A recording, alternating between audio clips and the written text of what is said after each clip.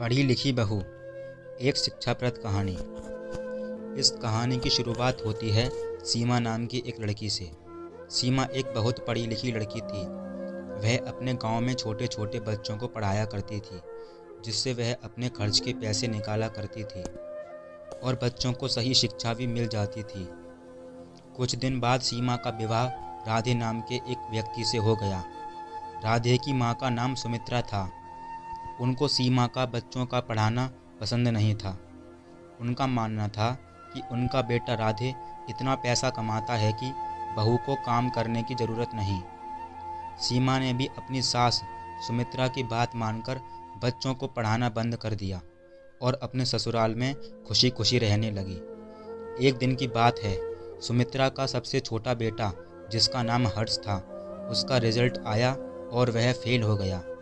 यह देखकर सुमित्रा ने हर्ष को बहुत डांटा।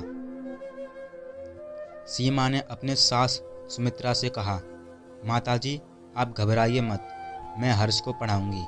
सुमित्रा ने कहा, यह एकदम गधा है, इसे कुछ भी नहीं आता। इसे कोई पढ़ा दे, मगर यह पास नहीं हो सकता। यह कहकर उसकी सास चली गई।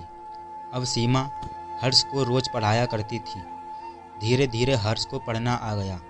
कुछ महीने बाद जब हर्ष का दोबारा एग्ज़ाम हुआ, तब हर्ष अपने परीक्षा में अच्छे अंकों से पास हो गया।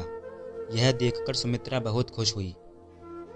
अब सीमा की सास सुमित्रा को एहसास हो गया था कि उसकी बहू पढ़ी लिखी है, तो उसे उसका शौक़ पूरा करना चाहिए। अगर वह बच्चों को पढ़ाना चाहती है तो उसे और भी बच्चों को पढ़ाना चाहिए। इस तरह से सुमित्रा ने सीमा को बच्चों को पढ़ाने के लिए छूट दे दी। धीरे धीरे सीमा का एक बहुत ही अच्छा कोचिंग सेंटर चलने लगा, जिससे सीमा की कमाई भी होती थी और बच्चों को अच्छी शिक्षा भी मिल जाती थी। अब सीमा और सुमित्रा, उसका पति, सभी लोग बहुत खुश थे।